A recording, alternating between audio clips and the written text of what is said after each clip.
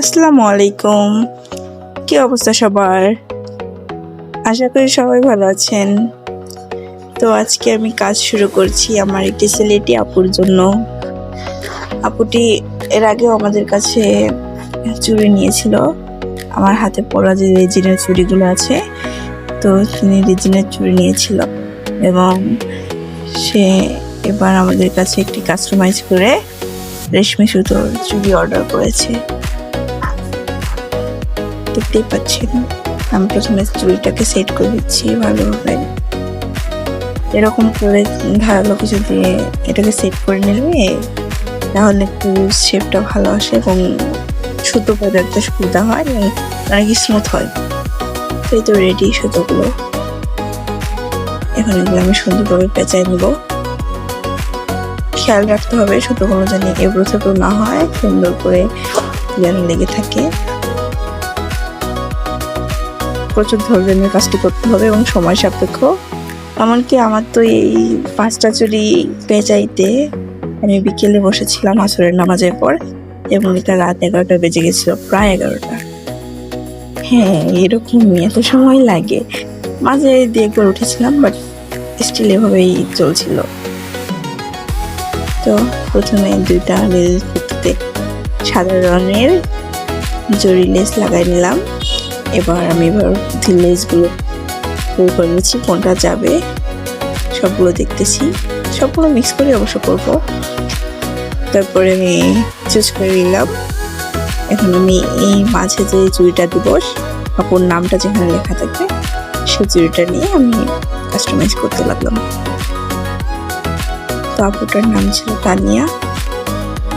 তো আমি ট্রাই করছি এখন সুন্দরভাবে তানিয়া নাম কি এই চুড়িতে ফুটিয়ে তোলার।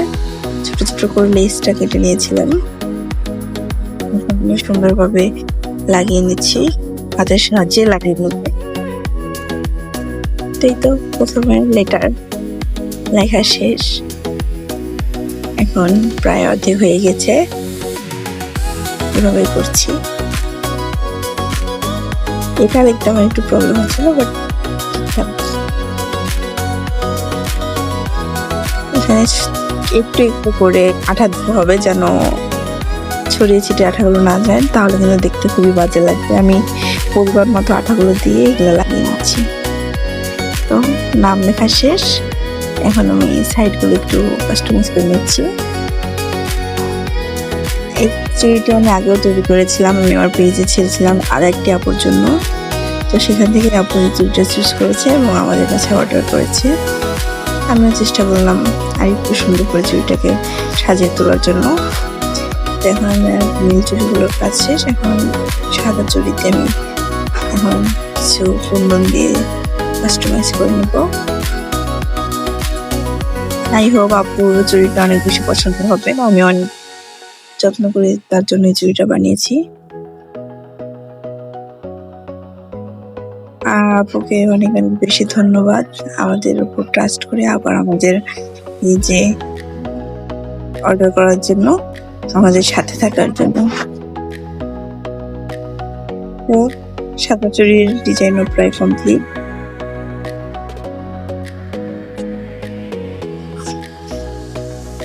এভাবে একটু করে কুন্দন নিয়ে এভাবে আমরা চুড়িগুলো মেক করে থাকি।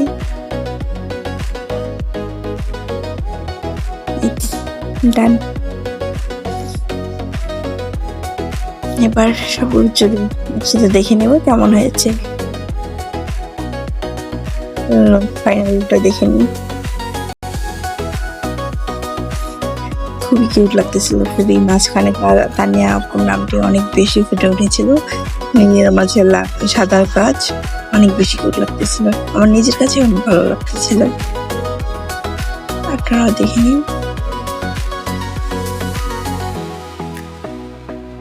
এই তো ফাইনাল লুক। আর হ্যাঁ, আমি কিন্তু তানিয়াপুর জন্য সেম করে একটি ছোট্ট আংটি বানিয়ে গিফট পাঠিয়ে দিয়েছি, জানি না আপুর কেমন লাগবে। তো আপনাদের যদি ভিডিওটা ভালো লাগে লাইক করে দিন। তো থ্যাংকস ফর ওয়াচিং, টাটা।